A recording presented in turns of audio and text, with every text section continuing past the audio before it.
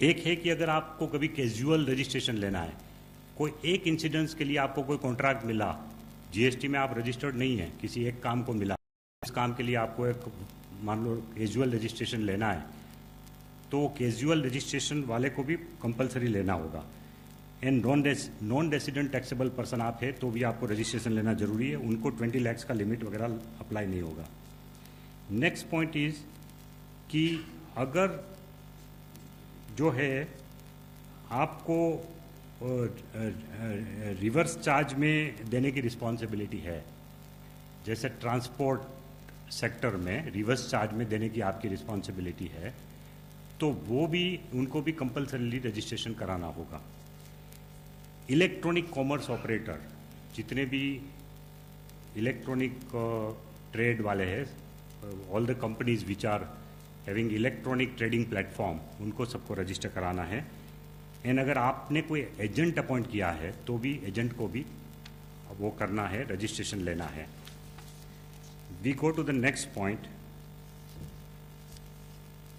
when who do not have to register, this is also important, कि जो मैंने बताया कि कंपलसरी किसको करना ही करना है, अगर 20 लाख से ऊपर है, इंटरस्टेट सप्लाई दे रहे हैं तो वो सबको कराना ही कराना है, लेकिन किसको नहीं कराना है।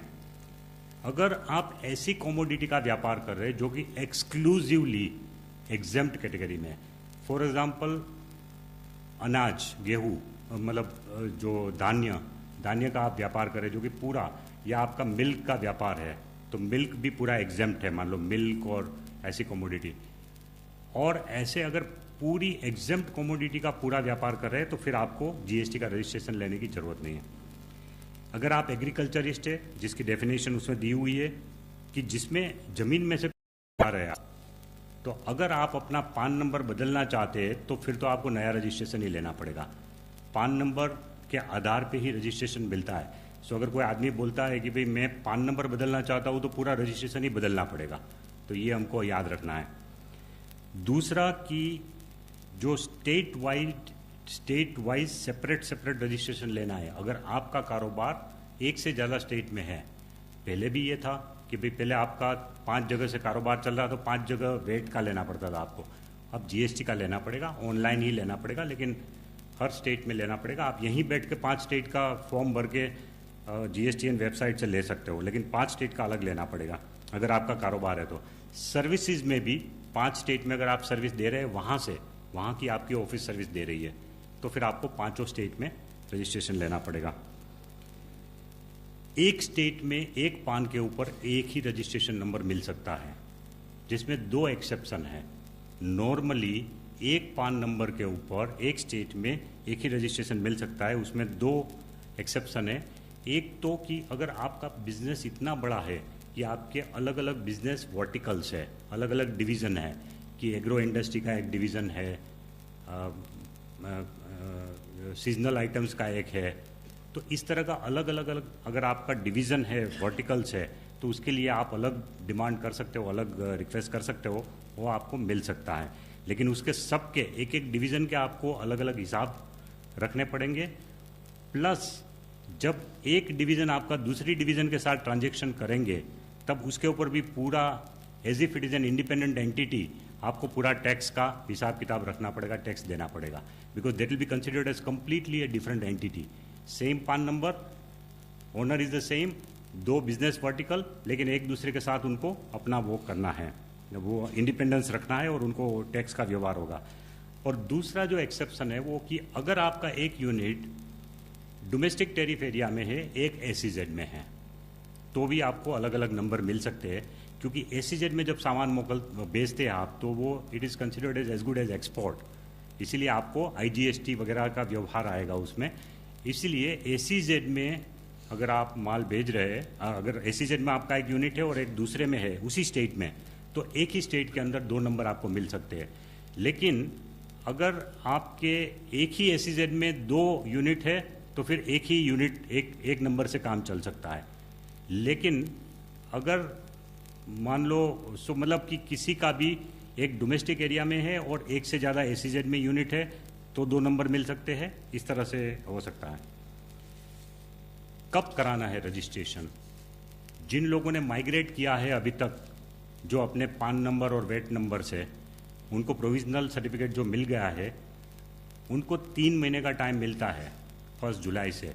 लेकिन हमारी उनको एडवाइस होगी कि जितना जल्दी हो सके आप वो फॉर्म नंबर बी भर दो।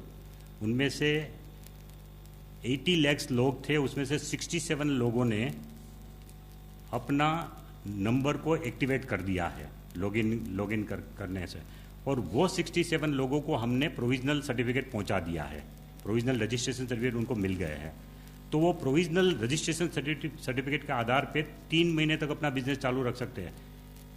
लेकिन उनको पार्ट बी कंप्लीट करके फिर फाइनल रजिस्ट्रेशन सर्टिफिकेट लेना है 90 डेज के अंदर। तो हमारी तो ये एडवाइस होगी कि भाई जितने भी लोग हैं उन्होंने प्रोविजनल सर्टिफिकेट मिल गया, इसलिए उससे आप संतृप्त मत होइए। आपको जो पार्ट बी भरना है वो भर के आप फाइनल सर्टिफिकेट के लिए अभी से एप्लीकेशन कर दीजिए। फिर तकलीफ होगी 90 डेज खत्म होते ही, फिर आपको दौड़ा दौड़ी करनी पड़ेगी, फिर लास्ट मिनट में प्रॉब्लम होगी। इसलिए हमारी पूरी एडवाइस है कि वो तुरंत उसको भी ख़त्म करें काम। और अगर ऐसा कोई आपका यूनिट था जिसमें आपके पास ना वेट नंबर था ना एक्साइज नंबर था, वो इसलिए है कि भाई आपका जो कमोडिटी है वो टैक्स में था ही नहीं। जैसे कपड़े वाले हैं टेक्सटाइल में, फैब्रिक मैन्युफैक्चरर्स और फैब्रिक के ट्रेडर्स है, उनका वेट में भी नहीं था, एक्साइज में भी नहीं था, अब 5% टैक्स लगा है। तो उनको सबको तुरंत रजिस्ट्रेशन की एप्लीकेशन करनी है। Maximum they can continue their business up to 30 days without registration. But अगर 30 डेज के अंदर रजिस्ट्रेशन नहीं लिया तो फिर they will not be allowed to continue their business. So they must be careful. उनको अभी से अपना न्यू रजिस्ट्रेशन एप्लीकेशन दे देना चाहिए और वो उसका मतलब उनको नंबर ले लेना चाहिए 30 डेज के अंदर। नेक्स्ट, कौन कौन से फील्ड है जो रजिस्ट्रेशन में, ये एक्चुअली जीएसटीएन का विषय है बट मैं अपने में कवर कर रहा हूँ। काफ़ी क्वेश्चन आए इसके ऊपर कि कौन कौन से ऐसे विषय है जो कि आप खुद चेंज कर सकते हो ऑनलाइन। आपने एक रजिस्ट्रेशन ले लिया और आपको पूरी डिटेल उसने डाल दी, अब उसमें से कुछ फील्ड आप चेंज करना चाहते हो, तो उसमें कुछ फील्ड ऐसे हैं जो कि आपको चेंज करने के लिए अथॉरिटी की परमिशन चाहिए, तो आपको ऑनलाइन अप्लाई करना होगा वो चेंज करने के लिए। फॉर एग्जाम्पल बिजनेस का नाम बदलना है तो दैट इज़ वन। सेकंड कि आपको अपना प्रिंसिपल प्लेस ऑफ बिजनेस या एडिशनल प्लेस ऑफ बिजनेस जो आपने उसमें एड्रेस डाला है वो एड्रेस में चेंज करना है, तो फिर आपको अथॉरिटी को एप्लीकेशन देना है।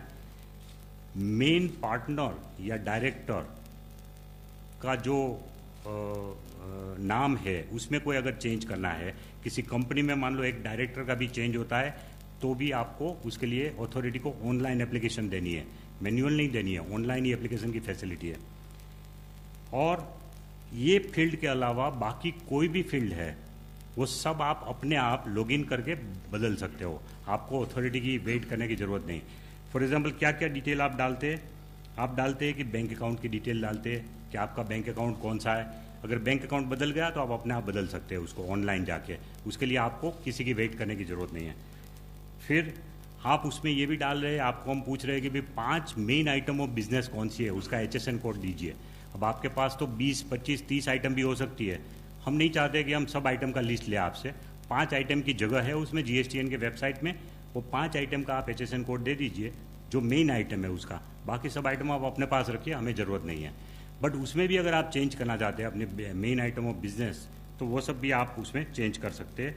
और अपना फ़ोन नंबर और ईमेल आईडी वो भी आप बाद में चेंज कर सकते हैं अपने आप, जिसमें आपको अथॉरिटी को पूछने की ज़रूरत नहीं है। लेकिन अगर बेसिक चेंज है, जो आपकी पीढ़ी है, जो आपकी फॉर्म है, उसके नाम में डिफरेंस है, ओनरशिप में डिफरेंस है, या प्लेस ऑफ बिजनेस में अगर डिफरेंस है, अगर उसमें कोई चेंज है तो वो आपको करना है। Next, my last slide today is about कि कुछ लोग पूछ रहे हैं कि हम वॉलंटरीली रजिस्ट्रेशन ले या ना लें। वॉलंटरी रजिस्ट्रेशन संभव है, अगर 20 लाख से भी नीचे का आपका टर्नओवर है तो भी आप वॉलंटरीली रजिस्ट्रेशन ले सकते हो। उसके फ़ायदे क्या होगा और उसका नुकसान क्या है, मैं दोनों बता दूं। अगर आप रजिस्ट्रेशन लेते हैं तो आप B2B ट्रांजैक्शन कर पाएंगे। पर्टिकुलरली कुछ ऐसे लोग जो है जो कि बड़ी फर्म को सप्लाई कर रहे हैं माल, तो बड़ी फर्म नहीं चाहेगी कि हम अनरजिस्टर्ड डीलर से लें, इसीलिए आप खुद रजिस्टर करवा लेंगे तो आप उनको भी सप्लाई कर सकते हैं, B2B को सप्लाई कर सकते हैं, वो एक फ़ायदा है। और दूसरा कि वरना क्या होगा कि आप जिस रजिस्टर्ड डीलर को दे रहे हैं, मान लो आप अगर कंज्यूमर को बेच रहे हैं तो नो प्रॉब्लम, बट अगर आपका नाता रिश्ता किसी बिजनेस वाले से उनको आप सप्लाई कर रहे हैं तो उनको रिवर्स चार्ज में पे करने की रिस्पॉन्सिबिलिटी आती है। आपने तो टैक्स नहीं पे किया बिकॉज यू आर अनरजिस्टर्ड, लेकिन आप अनरजिस्टर्ड है, लेकिन हमारा जो सेक्शन 9(4) है वो 9(4) के तहत वो उसको रिस्पॉन्सिबिलिटी आएगी रजिस्टर्ड डीलर को। अगर आप खुद रजिस्टर्ड है तो वो चिंता नहीं है, तो आपसे सब लोग माल खरीदेंगे, अगर B2B वाले भी आपसे माल खरीद सकते हैं। इसका नुकसान क्या है कि अगर आप एक बार रजिस्टर करा लेंगे तो आपको पूरे के पूरे सप्लाई के ऊपर टैक्स तो देना ही है, फिर आपको एग्जम्पशन की लिमिट नहीं मिलती। आप ये नहीं कह सकते कि 20 लाख तक मैं हूँ इसलिए मुझे टैक्स नहीं भरना है। एक बार रजिस्टर करा लिया उसके बाद 5 लाख का भी टर्नओवर है तो भी आपको 5 लाख के ऊपर टैक्स भरना पड़ेगा। इसीलिए अगर आप लिमिट के पहले है तो you can avoid to register अगर आप नहीं चाहते हैं तो। और दूसरा कि एक बार रजिस्टर करा लिया जिसने भी, उनको अपना ट्रांजैक्शन चाहे जीरो भी हो एक महीने के अंदर, there are no transactions also in any month, then also महीने में एक बार तो उसको रिटर्न फाइल करना होगा जो रजिस्टर्ड डीलर है उनको, unless he is a composition dealer. अगर कंपोजिशन डीलर है तो फिर आपको 75 लाख तक का अगर आपका टर्नओवर है तो 3 महीने में एक बार ही रिटर्न बनना है आपको, लेकिन अगर आप रेगुलर रजिस्टर्ड है तो आपको हर महीने करना होगा। अब मैं रिक्वेस्ट करूंगा जो मिस्टर प्रकाश को कि जो GSTN की तरफ से जो प्रोसीजर है रजिस्टर कराने की, माइग्रेट कराने की, उसके बारे में थोड़ी बात करें।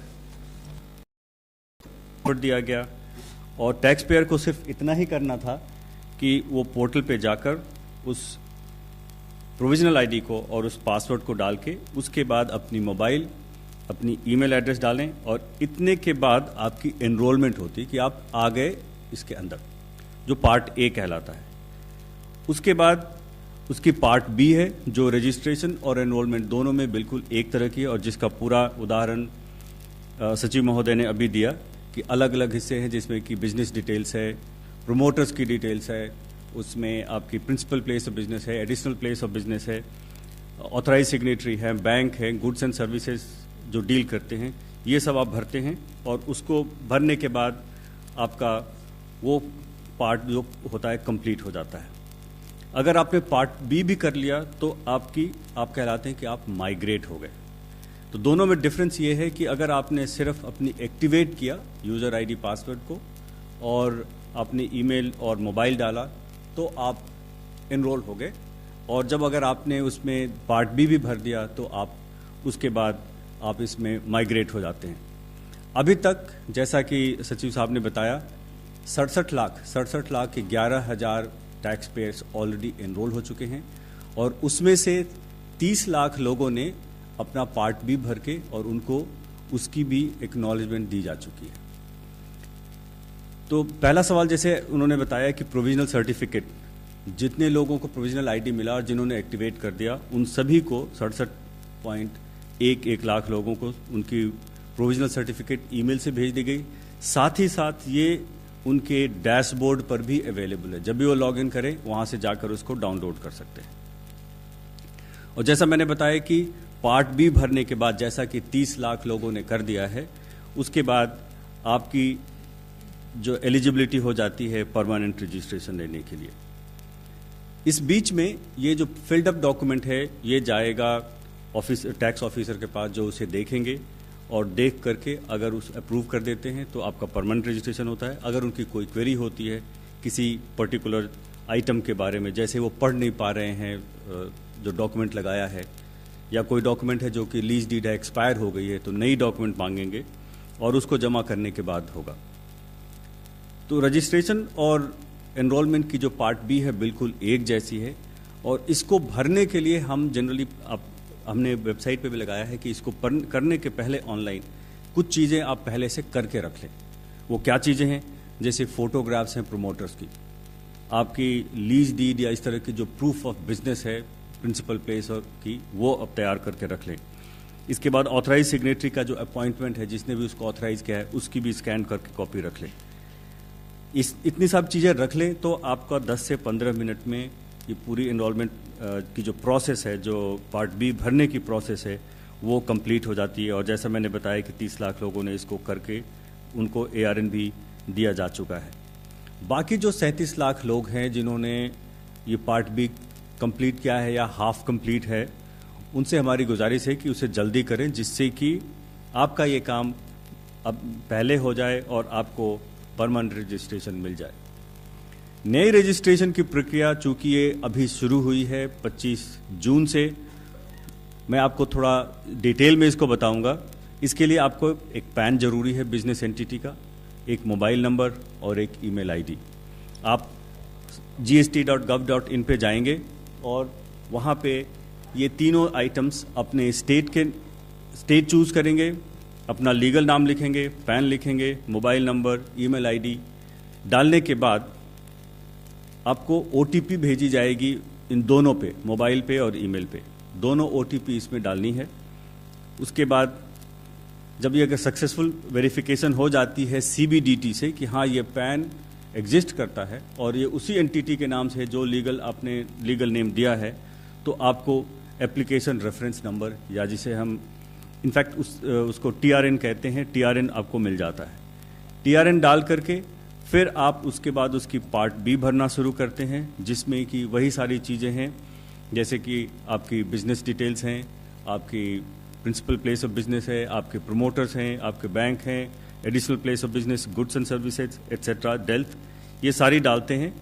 अगर सारी डॉक्यूमेंट डाल दी और उसके बाद इसकी वैलिडेशन की जाती है, जो प्रोमोटर्स की आपने पैन डाला है, ऑथराइज सिग्नेटरी की जो पैन डाली है, इसको भी वैलिडेट किया जाता है CBDT से। और कंपनीज के केस में डिन नंबर, जो डायरेक्टर का डिन नंबर है और कंपनी का जो सिन नंबर है, वो भी MCA के वेबसाइट से उसको वैलिडेट किया जाता है। अगर ये वैलिडेट हो जाती है तो आपको फुल ARN जाता है आपके पास, और उसके बाद ये पूरी फिल्ड अप जो एप्लीकेशन है वो कंसर्न टैक्स ऑफिसर के पास चली जाती है, जिनके पास 3 वर्किंग डे हैं, सैटरडे संडे और छुट्टियों को हटाने के बाद 3 वर्किंग डे है, जिसके तहत वो उस पर कार्रवाई करते हैं। अगर टैक्स ऑफिसर ने उस पर कोई क्वेरी की, जैसा क्वेरी क्या हो सकती है कि वो मैं जैसे पहले बताया था कि लीज डीड पढ़ा नहीं जा रहा है या एक्सपायर किया हुआ है या कोई और दूसरा डॉक्यूमेंट जो लगाया गया है जो कि ठीक नहीं दिख रहा है, तो उसकी कॉपी मांगेंगे, या कोई इन्फॉर्मेशन दी है जो जिस इन्फॉर्मेशन पे वो उनको और फर्दर डिटेल्स चाहिए। जितनी भी क्वेरी है ऑफिसर एक ही बार क्वेरी रेज कर सकता है, और ये सारी की सारी क्वेरीज एप्लीकेंट के पास उनके पास जाती है। उनके पास फिर 7 दिन का 7 वर्किंग डेज का समय है, जिसके तहत वो उसकी पूरी जवाब दें, नए डॉक्यूमेंट्स अपलोड कर सकते हैं। उसके बाद ऑफिसर के पास 7 वर्किंग डे है उसको प्रोसेस करने के लिए। अगर वो 7 दिन में नहीं प्रोसेस करते हैं तो ये डीम्ड अप्रूवल में जाता है। उसी तरह से जब पहली बार उनके पास एप्लीकेशन जाती है तो 3 दिन में अगर उसने ऑफिसर ने कोई इस पर कार्रवाई नहीं की तो डीम्ड अप्रूवल में जाएगा। हमारे पास सवाल आ रहे हैं काफ़ी सारे कि मुझे ARN मिल गया लेकिन सर्टिफिकेट नहीं आया। तो जैसा मैंने बताया कि ARN मिलने और सर्टिफिकेट मिलने के बीच में 3 वर्किंग डे है, पहला ये। दूसरा कहते हैं कि हमें समाप्त करने के बाद ARN मिलने के बाद भी वैलिडेशन एरर आ जाता है। वो इसलिए होता है कि अगर कोई भी डिटेल, जैसे किसी प्रोमोटर का, डायरेक्टर का डिन हो, प्रोमोटर का पैन हो, अगर वो फेल कर गया मैच करने में, तो फिर आपके पास एक ईमेल जाता है कि आपकी ये डेटा फेल कर गई, आप उसको जाकर के दोबारा उसको करेक्ट करिए। RC कहाँ मिलेगी? RC की इंटीमेशन जाती है ईमेल से, साथ ही साथ आपके टैक्स पेयर के डैशबोर्ड पे रखी होती है, जहाँ पे से कोई भी टैक्स पेयर उसको जाकर डाउनलोड कर सकता है और उसको प्रिंट कर सकता है। तो इतनी जानकारी थी कि एनरोलमेंट की और जो रजिस्ट्रेशन की है वो कैसे की जाए और कैसे लोग कर रहे हैं। बहुत बहुत शुक्रिया श्री अडिया जी और प्रकाश कुमार जी आपका। और जो राज्य सरकारों में जो तमाम CBEC के अधिकारी हैं और जो ट्रेडर्स हैं और जो टैक्स प्रैक्टिशनर्स हैं वो भी इस कार्यक्रम को लाइव देख रहे हैं, उनका भी एक बार फिर से स्वागत। सर, हमारे पास बहुत सारे सवाल जो हैं वो फ्रिक्वेंटली आस्क्ड क्वेश्चंस हैं, वो एक एक करके मैं आप तक पहुंचाना चाहता हूं, और आपसे गुजारिश है कि आप इन सवालों को एक तरह से जो उलझने हैं लोगों के दिमाग में उनको सुलझाने की ज़रूर कोशिश करें। पहला सवाल है कि मैं एक टैक्सेबल पर्सन हूँ, मेरे बहुत सारे स्टेट्स में बिजनेस है, मेरा टर्नओवर लेकिन 20 लाख से कम है, मैं इंटर स्टेट सप्लाई एक राज्य से दूसरे राज्य में करता हूं, क्या मुझे रजिस्ट्रेशन कराना होगा?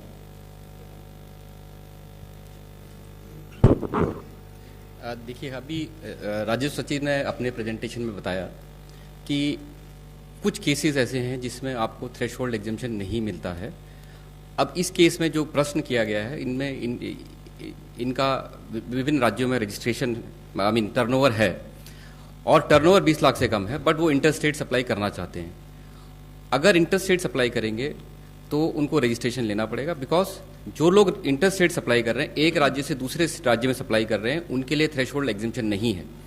थ्रेशोल्ड एग्जेम्पशन उन लोगों के लिए है जो एक ही राज्य में रहकर और छोटे अपने करदाता हैं और या छोटे लोग हैं जो 20 लाख से नीचे का टर्नओवर कर रहे हैं विद इन द स्टेट, उनके लिए थ्रेशोल्ड लिमिट है। इस तरह के लोग जो इंटर स्टेट करेंगे उनके लिए थ्रेशोल्ड एग्जेम्पशन नहीं है। दूसरा सवाल है जीएसटी नंबर को लेकर के। बहुत सारे जो कारोबारी होते हैं उनको पैन और टैन नंबर जिनके पास होता है उनको टीडीएस डिडक्ट करना पड़ता है, क्या उनको भी एक अलग से जीएसटी आइडेंटिफिकेशन नंबर लेना होगा? देखिए, जिनको टीडीएस करना है उनके लिए भी उनको अलग से टीडीएस के लिए रजिस्ट्रेशन लेना है। यदि वो बिजनेस भी कर रहे हैं, सप्लायर हैं, तो उसके लिए अलग रजिस्ट्रेशन नंबर है और टीडीएस के लिए अलग से लेना पड़ेगा। तो टीडीएस के लिए अलग से और कारोबार के लिए अलग से। तीसरा सवाल ये है सर कि एक ही स्टेट में मैं ट्रेडिंग भी करता हूं और मैन्युफैक्चरिंग भी करता हूं, क्या मुझे दोनों स्थितियों में अलग अलग रजिस्ट्रेशन लेना होगा जीएसटी के तहत? देखिए, एक स्टेट में जैसे सचिव जी ने बताया कि एक स्टेट में एक पैन पे एक ही हमको रजिस्ट्रेशन लेना है। क्या मैं उसमें ट्रेडिंग कर रहा हूँ या किसी मैन्युफैक्चरिंग कर रहा हूँ या कोई अदर एक्टिविटी कर रहा हूँ, तो मेरे को एक ही रजिस्ट्रेशन चाहिए। पर यदि मैं चाहता हूँ, यदि उसकी ऑप्शन करदाता की ऑप्शन पे चाहे तो वो डिफरेंट बिजनेस वर्टिकल्स के लिए डिफरेंट रजिस्ट्रेशन ले सकता है। अगला सवाल ये है सर कि मैं रजिस्ट्रेशन के लिए लायबल नहीं हूं, लेकिन क्या मैं वॉलंटरीली इस रजिस्ट्रेशन ले सकता हूं और इसके असर क्या है, इसके प्रभाव क्या होंगे मेरे कारोबार पे? ये चीज़ तो मैं ऑलरेडी अपनी बात में समझा चुका हूँ। मुझे लगता है सबको ये बात आ गई होगी समझ में। लेकिन एक चीज़ मैं बता दूं कि जो एक ही स्टेट में एक पान नंबर के ऊपर अगर आप वॉलंटरीली 2 नंबर ले रहे हैं, बिजनेस वर्टिकल अलग है इसलिए 2 नंबर, तो एक चीज़ मैंने जो आपको बताया कि दोनों इंडिपेंडेंट एंटिटी गिनी जाएगी, वो 2 एंटिटी के बीच में भी ट्रांजैक्शन होगा तो टैक्स लगेगा, दैट इज़ 1। एंड सेकंडली कि कोई ये ना माने कि हम 2 नंबर लेने के बाद दोनों में 75 लाख का बेनिफिट लेंगे। टर्नओवर दोनों का एग्रीगेट गिना जाएगा। एक पान नंबर के ऊपर चाहे आपके एक से ज़्यादा भी जीएसटीआई नंबर एक स्टेट के अंदर है तो उनका सबका टर्नओवर पूरा माना जाएगा। जी, अगले सवाल की तरफ बढ़ते हैं। मेरे पास प्रोविजनल रजिस्ट्रेशन नंबर तो आ गया है, क्या मुझे नए जीएसटी नेटवर्क जो नंबर है उसकी प्रतीक्षा करनी चाहिए? क्या मैं अपने प्रोविजनल रजिस्ट्रेशन नंबर को तब तक इस्तेमाल करना शुरू कर सकता हूं?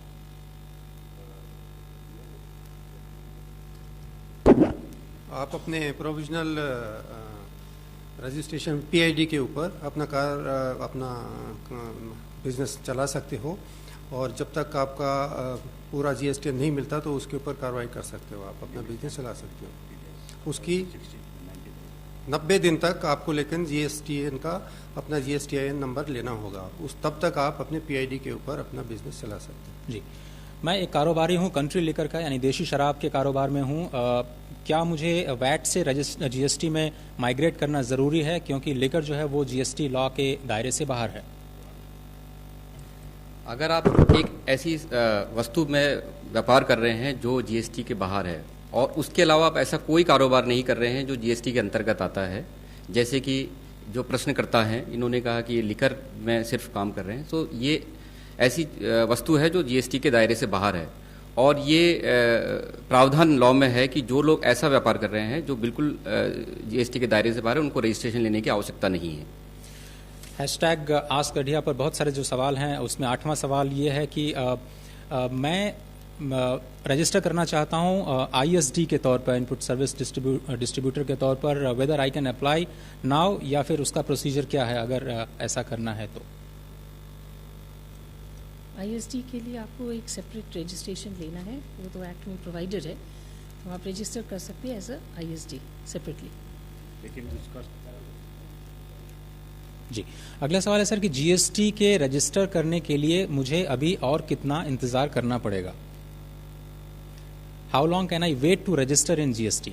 जो अनरजिस्टर्ड हैं, जो अनरजिस्टर्ड हैं, जी, अगर आपके टर्नओवर क्रॉस कर रही है फिर तो आपको जिस दिन 20 लाख क्रॉस की उससे आपके पास सिर्फ 30 दिन का ही समय है, उसके अंदर अंदर जरूर करना है आपको। 30 दिनों का वक्त है आपको जीएसटी नेटवर्क में जीएसटीएन पर जाकर के अपना रजिस्ट्रेशन जरूर समाप्त करना होगा। जीएसटी पोर्टल पर जाकर, पोर्टल पे जाकर जी जी। अगर मुझे करेक्शंस करने हैं अपने रजिस्ट्रेशन के डिटेल्स में तो उसकी क्या प्रोसीजर है और मैं कितने दिनों में ये कर सकता हूँ?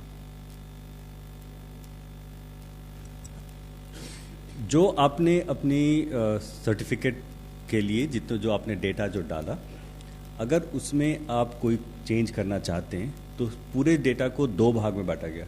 एक जो कोर फील्ड है, जैसा कि जिसको सचिव साहब ने अभी बताया था, जिसकी उसमें कोई भी अगर बदलाव है तो वो सिर्फ अप्रूवल के बाद होगा, और दूसरे जो नॉन कोर हैं वो आप खुद कर सकते हैं, जैसा कि बैंक डिटेल और इस तरह की चीज़ें। जो कोर आइटम्स दोनों के लिए आपको वेबसाइट पे जाना पड़ेगा। नॉन कोर आप खुद से कर सकते हैं। कोर आइटम आप वहाँ जाएं, आप उसमें अप्लाई करेंगे, उसके बाद वो डेटा जाएगी ऑफिसर के पास, जो कंसर्न्ड ऑफिसर हैं, ऑफिसर उसको देखेंगे और उसके बाद उसको अप्रूव करेंगे। लेकिन आपकी जो पुरानी डेटा है वो भी सिस्टम में रहेगी और नया डेटा भी रहेगा। इसी तरह से आपने अगर phone number, email, bank detail change किया, पुरानी भी रहेगी, नई भी रहेगी हमारे पास।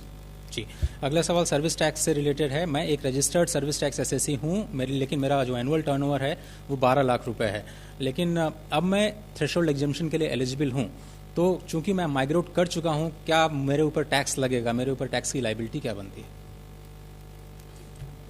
चूंकि आप 12 लाख के टर्नओवर वाले एसएससी थे तो लॉ के अंतर्गत आपको माइग्रेट किया गया, बिकॉज ये रिक्वायरमेंट थी लॉ की कि सब लोग जो एग्जिस्टिंग रजिस्ट्रेंट है वो माइग्रेट होंगे। पर अब चूंकि ये लिमिट बढ़ के 20 लाख हो चुकी है, सो आपके लिए उचित होगा, अगर आप इस जीएसटी व्यवस्था से बाहर निकलना चाहते हैं और थ्रेशोल्ड एग्जम्पशन लेना चाहते हैं, तो आप कैंसिलेशन के लिए एप्लीकेशन दे दें, तो आप अपना रजिस्ट्रेशन कैंसिल करवा सकते हैं। जी, आईएसडी के लिए क्या अलग से रजिस्ट्रेशन कराना होगा other than the existing tax payers registration? जी, दूसरा सवाल सर स्मॉल डीलर्स और स्मॉल ट्रेडर्स को लेकर के है, जिनके पास आईटी इंफ्रास्ट्रक्चर नहीं है, तो उनके पास और क्या ऑप्शंस हैं इस नए सिस्टम को अडॉप्ट करने के लिए? छोटे लोग, अगर कोई उनको दिक्कत आ रही है कि भाई वो उनके पास ऐसी कोई समझ नहीं है कि कैसे हम लोग रजिस्टर कराएं अपने आप को, तो हमने ये किया है कि स्टेट गवर्नमेंट और सेंट्रल गवर्नमेंट के एक्साइज, वेट या सर्विस टैक्स के जितने भी दफ्तर है, जितने भी ऑफिसेज है, छोटे छोटे ऑफिस जहाँ भी है, उन सबको जीएसटी सेवा केंद्र में तब्दील कर दिया है। वहाँ पर कंप्यूटर भी है। हमारे ऑफिसर को हमने इंस्ट्रक्शन दिया है कि आपको पूरी हेल्प करेंगे, आप वहाँ जाइए, उनको रिक्वेस्ट करिए कि भाई हमको रजिस्ट्रेशन कराना है, हमको हेल्प करिए, तो आपको हेल्प मिल जाएगी। और हमारा ये भी कहना है कि आप किसी आईटी एजुकेटेड यंग बॉय या गर्ल को एंगेज कर लेंगे तो वो भी कर देंगे आपके लिए, इतनी कोई मुश्किल काम नहीं है। हमारे जो छोटे व्यापारी हैं उनको मेरी अपील है कि आपको ये ज़रूरी नहीं है कि टैक्स प्रैक्टिशनर के पास ही जाना। ये रजिस्ट्रेशन का मसला इतना सिंपल है, उसका सिर्फ हाउ है, फियर है, कुछ सिंपल डिटेल्स देनी है। और अगर आप वो एक कोई यंग आईटी एजुकेटेड पर्सन है, आपके फैमिली में, आपके आसपास कोई है, तो उनकी मदद ले लीजिए, वो आपको कर देगा काम तुरंत, और आप उनको थोड़ा सा पुरस्कार भी दे दीजिए, वो खुश हो जाएंगे। टैक्स प्रैक्टिशनर के पास रजिस्ट्रेशन के लिए जाने की ज़रूरत नहीं है। जी, 14वां सवाल इस कार्यक्रम में इसमें एक चीज़ और मैं ऐड करना चाहूँगा कि कुछ लोगों में भ्रांतियाँ हैं कि कोई रजिस्ट्रेशन फ़ी ली जा रही है। सरकार की तरफ से इसमें कोई फ़ी नहीं है, और एक एक करके, जैसा भी सचिव साहब ने बताया कि पहले आप बिजनेस डिटेल जानते हैं और मोस्टली ड्रॉप डाउन है जहाँ आपको अब लिखना है, उसके बाद से एडिशनल प्लेस, जैसे प्रिंसिपल प्लेस ऑफ बिजनेस है, डायरेक्टर्स का नाम है, तो जो कोई भी थोड़ी सी भी अगर आप इतनी ईमेल क्रिएट करते हैं तो उसमें भी आपको कुछ चीज़ें देनी होती है, तो उसी तरह का है, थोड़ा सा और जी इन्वॉल्व। नागरिकों की तरफ से एक सवाल है सर कि एक सिटीजन के तौर पर मैं ये कैसे जान सकता हूँ कि कोई जीएसटी के अंदर रजिस्टर्ड है या अथवा नहीं है? उसके लिए क्या मैकेनिज्म है आइडेंटिफिकेशन के लिए? हर डीलर रजिस्टर्ड डीलर को अपना जीएसटी नंबर अपने साइन बोर्ड पे अपने ऑफिस में लिख के रखना है, तो आपको वहाँ से पता चल जाएगा। जब भी आप किसी शॉप पे या एस्टेब्लिशमेंट पे जाएंगे तो उसके बोर्ड पे आपको पता चल जाएगा कि GSTN नंबर उसका लिखा हुआ है तो वो रजिस्टर्ड है। जी, 15वां सवाल है। इंसिडेंटली आप उनको पूछ भी सकते हैं कि भाई आपका GSTN नंबर क्या है। आप कंज्यूमर है तो भी आप पूछ सकते हो कि भाई आपका GSTN नंबर क्या है। और ये लॉ में, रूल्स में प्रावधान है कि अपने प्लेस ऑफ बिजनेस में वो डिस्प्ले करे सर्टिफिकेट ऑफ रजिस्ट्रेशन। अभी क्योंकि प्रोविजनल सर्टिफिकेट ऑफ रजिस्ट्रेशन हमने दे रखा है तो प्रोविजनल सर्टिफिकेट भी उनको डिपिक्ट करना चाहिए व्यापारी को अपने दुकान में। जो कंपोजिशन डीलर है उनको टैक्स चार्ज करने की अनुमति नहीं है। कंपोजिशन डीलर क्योंकि वो खुद चार्ज नहीं कर रहा आपको, तो आपको पता कैसे चलेगा कि मेरे बिल में उसने लगाया नहीं लगाया। तो कंपोजिशन डीलर के लिए भी ये जरूरी है कि उनको बोर्ड लगाना है कि मैं कंपोजिशन डीलर हूँ, GSTIN में रजिस्ट्रेशन है मेरा लेकिन मैं कंपोजिशन डीलर हूँ, वैसा उनको दिखाना है व्यापारी को। रजिस्ट्रेशन के लिए क्या कुछ विशेष श्रेणियां भी बनाई गई हैं, और अगर हैं तो वो किन किन लोगों के लिए खास तौर पर रजिस्ट्रेशन लेना होगा? जो कि आपने प्रेजेंटेशन में बताया कि जो TDS जो डिडक्ट करते हैं, जो TCS कलेक्टर हैं, casual and non resident taxable persons, cross border suppliers और UN स्पेशलाइज एजेंसीज को लेना होगा। मेरी रेंटल इनकम 5 लाख रुपए है और मैं एग्जेम्प्ट सर्विस जो 18 लाख एक साल में है उसके लिए एग्जेम्प्टेड कैटेगरी में हूँ, तो क्या मुझे रजिस्टर करना होगा? जी, 20 लाख की जो थ्रेशोल्ड लिमिट है वो सभी लोगों के लिए है जो भी कोई भी सप्लाई कर रहे हैं। अगर आप सर्विस सिर्फ रेंटिंग से आपकी कमाई है और रेंटिंग 18 लाख है तो निश्चित तौर पर आप इस एग्जेम्पशन लिमिट के हकदार हैं और आप चाहें तो रजिस्ट्रेशन ना लें। वॉलंटरी रजिस्ट्रेशन का प्रावधान भी है जैसा कि बताया गया अभी प्रेजेंटेशन। जी, GST नेटवर्क से भी जुड़े कुछ सवाल हैं सर। उसमें पहला सवाल यह है कि जो प्रोविजनल ID मुझे रिसीव नहीं हुई है तो मैं उसके लिए क्या करूं? जैसा मैंने पहले बताया था कि प्रोविजनल ID GST सिस्टम तैयार करता है। रिक्वेस्ट आती है टैक्स डिपार्टमेंट से कि ये टिन है टैक्स पेयर का और ये इसका पैन है जो वैलिड पैन है। पैन की वैलिडेशन चेक की जाती है और उसके बाद एक GST नंबर निकाल कर उनको दिया जाता है प्रोविजनल ID के रूप में। जी, मैं एक बात स्पष्ट करना चाहूँगा कि जो प्रोविजनल ID है यही टिन भी है, GST भी है, ये अलग से फिर नहीं, वही नंबर रहेगा आगे भी। तो अगर किन्हीं को नहीं मिली है तो उनके जो टैक्स अथॉरिटी हैं, ज़्यादातर टैक्स अथॉरिटी जैसे कि सर्विस टैक्स, सेंट्रल एक्साइज, सभी ने अपने वेबसाइट पे डाला है कि आप अपने पुराने जो डिपार्टमेंट था, जैसे मान लीजिए सर्विस टैक्स पेयर है, आप जाएं वहाँ पर, जैसे आप लॉगिन करें तो आपको दिखाई देगा कि आपका ये प्रोविजनल ID और ये टोकन है। और वहाँ उन्होंने ये भी लगाया है कि इस पे क्लिक करिए तो आप उस साइट पे चले जाएंगे, यानी gst.gov.in पे। इस तरह से वैट डिपार्टमेंट्स ने भी किया। जी, अगला सवाल। बड़ा इंपॉर्टेंट खुलासा किया है। देखिए, काफ़ी लोग ये पूछ रहे हैं कि भाई प्रोविजनल ID नंबर तो आ गया, अब मैं बिल बुक छपवाऊँगा तो उसके ऊपर नंबर लिखना पड़ेगा, बाद में क्या दोबारा बिल बुक छपवानी पड़ेगी 3 महीने के बाद? ये नहीं है। आपका जो प्रोविजनल ID रजिस्ट्रेशन नंबर है वही आपका फाइनल नंबर भी बनेगा। इसलिए आप उसी नंबर को डाल के आप अपनी बिल बुक, इनवॉइस बुक, चलन बुक जो भी बनानी है छपवा सकते हैं, उसमें कोई दिक्कत नहीं है। ओनली थिंग इज़ कि अभी इसको हम प्रोविजनल तब तक कह रहे हैं कि जब तक आपकी पूरी डिटेल नहीं आ जाएगी और आपको फाइनल सर्टिफिकेट ऑफ रजिस्ट्रेशन नहीं मिलेगा तब तक इसका नाम प्रोविजनल होगा। The day you get your final certificate of registration it will automatically become, वो फाइनल सर्टिफिकेट ऑफ रजिस्ट्रेशन में वही नंबर लिख के आएगा कि आपका GSTIN नंबर यही है।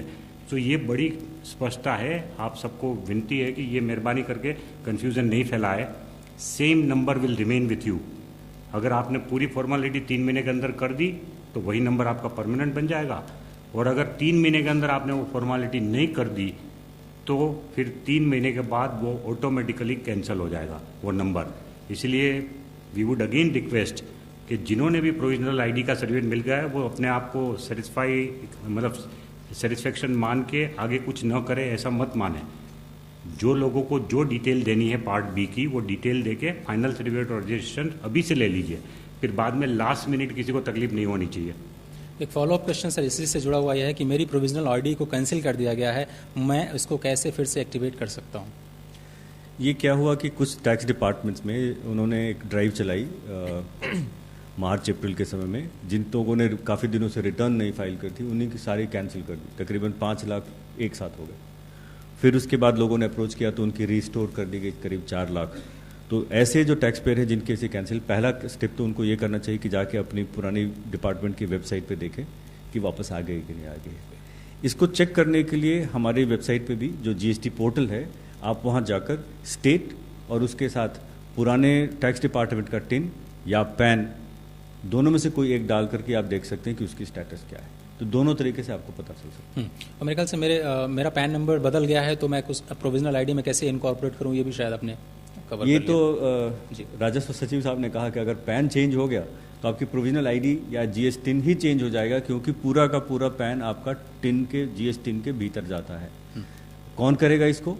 इसमें भी वही है कि जिस डिपार्टमेंट में, सपोज करिए आप वैट डिपार्टमेंट दिल्ली में रजिस्टर्ड थे और आपका पैन चेंज हुआ है और वहाँ पे वैट के ऑफिसर उसको टिन को वही रखते हैं, पैन चेंज कर देते हैं, तो उनके यहाँ से रिक्वेस्ट आएगी, फिर हमारे यहाँ उस पुरानी वाले को कैंसिल करते हैं और एक नया जनरेट करते हैं, उसको वापस भेजते हैं टैक्स डिपार्टमेंट को, टैक्स पेयर को देने के लिए। अगला सवाल है, एप्लीकेशन से जुड़ा हुआ सबमिट करने के बाद में मुझे वैलिडेशन एरर आ रहा है, ये डीएससी, ओटीपी या फिर अमेंडमेंट से जुड़ा हुआ वैलिडेशन एरर है, क्या करना चाहिए? जैसा मैंने पहले बताया था कि वैलिडेशन होती है उन सभी चीज़ों की, जैसे आप पहले आपके जो डायरेक्टर्स प्रोमोटर्स हैं इनके पैन की, कंपनी अगर है तो डायरेक्टर्स आइडेंटिफिकेशन नंबर की, कंपनी के सिन की, और कई सारे लोगों ने ऑथराइज सिग्नेचरी खास करके उन्होंने अपनी आधार भी दी हुई है। ये सारे जब आप सबमिट कर देते हैं, एआरएन जनरेट होता है, उसके बाद मिलता है। ये बैच में चलती है और जब अगर किसी का कोई एरर आया तो आपको वहाँ पे सामने अपने पोर्टल पे आपको वैलिडेशन एरर दिखाई देता है। साथ ही साथ एक ईमेल जाता है टैक्स पेयर को उस ईमेल आईडी पे जो आपने रजिस्ट्रेशन में दिया है, ये कहते हुए कि इस डायरेक्टर का ये पैन मैच नहीं कर रहा है या इस डायरेक्टर का ये डिन मैच नहीं कर रहा है, तो ये जाता है और उसके बाद उसके साथ साथ ये भी लिखा होता है कि आप इसको वापस जाएं और उसको फिर से चेक करें और उसको करेक्ट डालें। डिजिटल सिग्नेचर सर्टिफिकेट्स मैं साइन नहीं कर पा रहा हूँ, मुझे कभी कभी ओटीपी रिसीव नहीं हो पा रही है, क्या कोई दूसरा मैकेनिज्म है जिससे मैं ऑथेंटिकेट कर पाऊँ? जी, तो पहला तो है कि डिजिटल सिग्नेचर चूँकि बहुत से लोगों के लिए नई प्रक्रिया थी तो दिक्कत है। इसमें क्या 2-3 चीज़ें बहुत ध्यान रखने की वाली हैं कि जिस कंप्यूटर पे आप काम कर रहे हैं उस पे latest version of EM signer हो जो अवेलेबल है फ्रीली हमारे साइट पे। सेकंड, उस पे आपका रोल जो है वो एडमिनिस्ट्रेटर का हो। इसके बाद पहले आपको रजिस्टर करना पड़ता है डीएससी को और उसके बाद आप उसे साइन कर पाते हैं। सरकार ने थोड़े दिनों पहले इन सब चीज़ों को ध्यान में रखते हुए जैसा हम बैंक में ओटीपी आता है उसी तरह का ईवीसी यानी ओटीपी बेस्ड आपके रजिस्टर्ड मोबाइल पे ओटीपी आएगा और उससे भी आप अपने आप को ऑथेंटिकेट कर सकते हैं और कल को आप रिटर्न फाइलिंग में भी कर सकते हैं। लेकिन ये कंपनी और एलएलपी और फॉरेन एलएलपी के लिए लागू नहीं है, उनको डीएससी से ही करना होगा। और एक और चीज़ बताना चाहूँगा, कंपनियों की संख्या करीब जो हमारे अभी तक इनरोल हुए हैं तकरीबन 4.5 के आसपास हैं, लेकिन 22 लाख टैक्स पेयर्स ने डीएससी का इस्तेमाल किया है, तो काफ़ी बड़ी संख्या में दूसरे लोगों ने भी डीएससी का इस्तेमाल किया। जी, रजिस्ट्रेशन सर्टिफिकेट कहाँ से मिलेगा वो आपने शायद कवर कर लिया है। अगला सवाल यह है कि अगर मुझे सो कॉज नोटिस मिलता है तो उस केस में मुझे क्या करना होगा? जैसा मैं बताया था आपको कि अगर जब वो पूरी की फिल्ड अप एप्लीकेशन चाहे एनरोलमेंट की हो या रजिस्ट्रेशन की हो टैक्स ऑफिसर के पास जाती है और उसमें से कोई वो कमी देखते हैं या जो कोई आपने डॉक्यूमेंट्स अपलोड किए हैं उसको पढ़ नहीं पा रहे हैं या वो एक्सपायर्ड डॉक्यूमेंट है, उसकी टेन्योर ख़त्म हो गई है, जैसे लीज डीड है, तो उस पर आपके पास नोटिस आएगा और वो अलग अलग कॉलम आ जाएगा कि ये डॉक्यूमेंट का ये है या कोई इन्फॉर्मेशन डाली उस इन्फॉर्मेशन के बारे में। फिर आपको उसका जवाब या नया डॉक्यूमेंट 7 वर्किंग डे के अंदर अंदर पोर्टल पे ही जाकर डालना है उसी कॉलम के अगेंस्ट। जी, सिस्टम में मेरे नाम में कुछ स्पेशल कैरेक्टर्स हैं जिसको सिस्टम रिजेक्ट कर रहा है। ये समस्या हमारे पास शुरू में आई थी काफ़ी, जैसे कई सारे नाम हैं जिसमें पोस्टॉफी एस लगा होता है, डिसूजा। जब हम लोगों ने डिज़ाइन किया था तो हमसे ये मिस हो गया था कि डिसूजा भी नाम में वो स्पेशल कैरेक्टर हैं, या एलएनटी में बीच में एंड है, या एचयूएफ में दोनों तरफ ब्रैकेट है। तो अब हमने उन सभी को जितने ऐसे स्पेशल कैरेक्टर्स हैं अब सबको अलाउ कर दिया है और उनके साथ भी अब रजिस्ट्रेशन हो रही है, उसमें कोई दिक्कत नहीं है। सर, मैं 5 आइटम से ज़्यादा उसमें कारोबार करता हूँ लेकिन फॉर्म पे केवल 5 ही आइटम अलाउड हैं, मुझे क्या करना होगा इस केस में? वहाँ पे लिखा हुआ है कि लॉ में लिखा हुआ है कि टॉप 5 आइटम्स आप डालेंगे, 5 गुड्स की और 5 सर्विसेज की, और ये आप एडिट भी कर सकते हैं जैसा कि पहले बताया गया आपको। और अंतिम सवाल, ऑथराइज सिग्नेटरी जो is not sharing user ID और पासवर्ड अगर नहीं मिल पा रहा है, ऑथराइज सिग्नेटरी वो शेयर नहीं कर रहे हैं, तो ऐसे मामलों में क्या कर सकते हैं? ये केस कई जगह पे से हमारे पास आया है कि जिसने किसी का रजिस्ट्रेशन किया, किसी भी कंसल्टेंट ने या कोई थर्ड पार्टी ने, अब वो या तो गायब हो गया या वो कहता है कि मैं नहीं दूंगा आपको, यूज़र आईडी पासवर्ड नहीं दूंगा। अब हमारे लिए समस्या ये है कि कोई भी ऐसे फ़ोन करके या ईमेल करके भेज सकता है कि मैं जैन साहब का हूँ और जैन साहब का यूज़र आईडी पासवर्ड उनका कंसल्टेंट लेकर भाग गया। तो इसके लिए तरीका ये किया गया है कि आपके पास अगर ऐसी समस्या आ रही है तो आप अपने टैक्स डिपार्टमेंट के पास जाएं, उनको अपने कागजात दिखाएं, उनके रिक्वेस्ट पे हम उसको रीसेट करेंगे। लेकिन रिक्वेस्ट आनी होगी टैक्स डिपार्टमेंट से, कोई थर्ड पार्टी करें, हम वैलिडेट नहीं कर सकते ना कि कौन वो एक्चुअल है या नहीं है, इस कारण से ऐसा किया गया है इसको। माननीय राजस्व सचिव जी, हमारे पास 10 मिनट हैं, अगर आप अनुमति दें तो कुछ मीडिया से सवाल हम ले पाएँ। प्लीज़ माइक्रोफोन दे दें। और जी सर। मैं प्रशांत हूँ एबीपी न्यूज़ से। एक समस्या जो आ रही है, जीएसटी लागू होने के बाद गाड़ियों के दाम कुछ कंपनियों ने घटाए थे, लेकिन कुछ राज्यों ने रजिस्ट्रेशन टैक्स बढ़ा दिया है। तो जानना लोग चाहते हैं कि फिर इसका फ़ायदा कॉमन मैन को कैसे मिलेगा? ऐसा है कि जो टैक्स जीएसटी के दायरे में है उसकी चिंता तो जीएसटी काउंसिल कर रही है, लेकिन जीएसटी काउंसिल के दायरे के बाहर कुछ ऐसे टैक्सेस हैं जो कि स्टेट गवर्नमेंट के अधीन है। उसमें से एक ये भी है कि भाई जो लाइफ टाइम टैक्स लेते हैं व्हीकल्स के ऊपर, वो रोड टैक्स के नाम पे, वो जो है वो स्टेट गवर्नमेंट का अधिकार में है, और किसी भी स्टेट गवर्नमेंट को ये अपने अधिकार में घटाने का या बढ़ाने का वो स्कोप है उनको। तो उसको बढ़ाना या घटाना वो डिसीजन स्टेट गवर्नमेंट खुद लेगा, डिपेंडिंग ऑन कि कैपेसिटी है कि नहीं लोगों की बेयर करने की। तो उस हिसाब से उन्होंने जो भी डिसीजन लिया वो ठीक है, वो हम उसमें कुछ नहीं कर सकते, बिकॉज उनका अपना अधिकार है। वसीम जी। सर, एक छोटा सा क्लैरिफिकेशन चाहिए। मैं एक व्यापारी हूँ, मैं 10 छोटे सप्लायर्स को माल सप्लाई कर रहा हूँ और उनके पास जीएसटीएन नंबर नहीं है, तो मेरे को इनपुट क्रेडिट कैसे मिलेगा? किसको इनपुट क्रेडिट चाहिए? अगर मुझे इनपुट क्रेडिट चाहिए, अगर मैं किसी व्यापारियों को सप्लाई कर रहा हूँ और जिनके पास रजिस्ट्रेशन जो नंबर नहीं है, अनरजिस्टर्ड डीलर है उनको तो इनपुट टैक्स क्रेडिट चाहिए ही नहीं, उनको तो टैक्स की लायबिलिटी नहीं है, तो इनपुट टैक्स क्रेडिट कहाँ से चाहिए? लेकिन मैं रजिस्टर्ड हूँ, मुझे चाहिए, अगर मेरे को तो इनपुट क्रेडिट मिलना चाहिए, मुझे नहीं मिलना चाहिए। हाँ वही लिए, बट आपको पता है कि एक 9(4) जो हमारा सेक्शन है वो ये कहता है कि कोई भी रजिस्टर्ड डीलर अनरजिस्टर्ड डीलर से माल खरीदता है तो रिस्पॉन्सिबिलिटी टैक्स की रिवर्स चार्ज में रजिस्टर्ड डीलर की होगी। तो मुझे जैसे मैंने पहले आपको टैक्स भरना है, फिर उसकी इनपुट टैक्स क्रेडिट लेनी है। तो फिर मैं पहले टैक्स भरूंगा, लेकिन वो टैक्स नहीं भरेंगे जिन्होंने लिया है, छोटे सप्लायर है वो। हाँ वो नहीं भरेगा, बट मैं उस टैक्स को भरूंगा और मैं उसकी इनपुट टैक्स क्रेडिट ले लूंगा। लेकिन इसमें एक एक्सेप्शन किया हमने, ये रिवर्स चार्ज में जो देना है रजिस्टर्ड डीलर को, रजिस्टर्ड डीलर अगर अनरजिस्टर्ड डीलर से खरीदता है तो उसको रिवर्स चार्ज में टैक्स पे करना है। लेकिन अगर एक दिन में 5,000 रुपये तक की आइटम है तो उसके लिए वो रिवर्स चार्ज में टैक्स नहीं देना है। सो कुछ लोग कहते हैं कि भाई छोटी स्टेशनरी खरीदने हमने भेज दिया तो स्टेशनरी का जो आएगा वो अनरजिस्टर्ड डीलर से लिया मान लो, या कुछ चाय पानी मंगवाया या किसी होटल से, ऐसी होटल से चाय पानी मंगवाया जिसमें जीएसटी नहीं लग रहा है, तो फिर उसके लिए 5,000 पर डे का आपको मुक्ति है। और उसके ऊपर अगर होगा तो भी आपको पूरे महीने का ऐसा जो भी सप्लाई आप खरीद रहे हैं अनरजिस्टर्ड डीलर से, वो पूरे सप्लाई का एक बिल बनाना होगा और एक इनवॉइस बना के, सेल्फ इनवॉइस बना के आप उसके ऊपर टैक्स की लायबिलिटी अपनी दिखा सकते हैं। बट टैक्स भरने की जिम्मेवारी आपकी है, जिनसे भी आपने खरीदा है वो अगर अनरजिस्टर्ड डीलर है तो। जी नहीं, बेच रहे हैं तो कोई दिक्कत नहीं है, बेच रहे हैं तो आप तो टैक्स भर के ही लाए होंगे और वो कोई दिक्कत नहीं है, आप टैक्स उस पर लगा के उसको बेच सकते हैं। बेचने में कोई दिक्कत नहीं है, छोटे वाले को बेच सकते हैं। जी, अगले सवाल की तरफ। This is Neeraj Chakra from Catch News. I have one question. There was a recent incident of where Tamil Nadu government, they imposed an additional entertainment tax which was about 28 to 30%. This was actually a result of a exemption given to local bodies under the GST that they can impose their own taxes. How many such taxes can be levied by local bodies? And is there a fear that local bodies under the pressure of the state governments to increase their revenues can use these taxes to impose higher taxes, which can actually lead to inflation? देखिए मैं आपको गिना दूँ, वो आप उंगली पे गिन सकते हैं, उतने ही टैक्सेस है। सबसे पहला 5 कमोडिटी जो पेट्रोलियम की है, petrol, diesel, natural gas, crude oil and aviation turbine fuel, इनके ऊपर वेट लगाने की पावर स्टेट गवर्नमेंट के पास है, सेंट्रल गवर्नमेंट के पास एक्साइज लगाने की अलग पावर है, तो जीएसटी के बाहर है।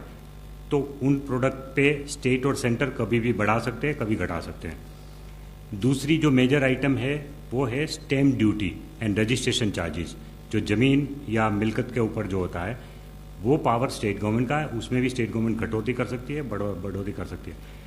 तीसरा जो ये मसला आया था मुंबई का, ये महाराष्ट्र का, कि जो व्हीकल टैक्स है वो पावर स्टेट गवर्नमेंट का है।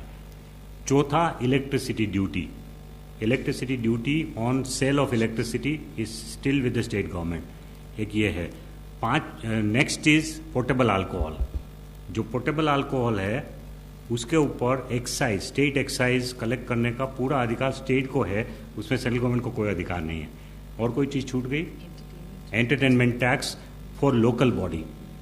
एंटरटेनमेंट टैक्स जो है सिनेमा वगैरह, उस पर 28% तो जीएसटी लगाया हमने, 28 और 18। अगर 100 रुपये से कम टिकट है तो 18% है, और अगर 100 रुपये से ऊपर है तो 28% जीएसटी लगाए। उसके अलावा स्टेट गवर्नमेंट को अधिकार है कि लोकल बॉडी के बेनिफिट के लिए वो एक्स्ट्रा टैक्स लगा सकते हैं। बस इतने ही टैक्स है जो कि जीएसटी के दायरे से बाहर है। सर मीडिया से एक और भी सवाल है, प्लीज़ अपना परिचय दें और सवाल करें।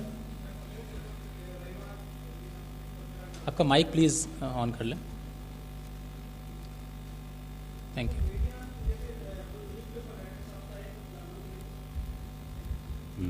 साप्ताहिक या मंथली जो न्यूज़पेपर हैं उनके बारे में थोड़ा बताएंगे, क्या इनको भी रजिस्टर्ड कराना पड़ेगा? मीडिया एंड एंटरटेनमेंट इंडस्ट्री में जो न्यूज़पेपर साप्ताहिक और न्यूज़पेपर्स, पीरियोडिकल्स हैं, क्या उनके ऊपर जीएसटी का प्रावधान है? उनको भी रजिस्टर करना न्यूज़पेपर और मैगजीन? न्यूज़पेपर तो नहीं, न्यूज़पेपर के ऊपर तो न्यूज़पेपर अगर आपकी एडवर्टाइजमेंट की इनकम 20 लाख से बढ़ रही है, जो एडवर्टाइजमेंट स्पेस दे रहे हैं उसकी इनकम अगर 20 लाख से बढ़ रही है तो फिर आपको रजिस्टर कराना है, क्योंकि हमने वो एडवर्टाइजमेंट स्पेस के ऊपर 5% डाला है 20 बार जीएसटी में। जी, सीएनबीसी से Good evening, sir. Excuse me, can I ask one question? Yeah, my name is Suryanshi. I'm from News Nation. मेरा सवाल बहुत हो सकता है कि क्योंकि मैंने I just joined shortly, so maybe it might not relate to सवाल it. करें।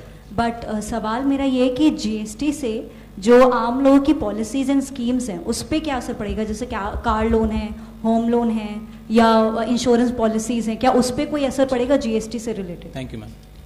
देखिए मैं आपको बता दूं कि सर्विस टैक्स जो है वो इंटरेस्ट के ऊपर लागू नहीं होता है।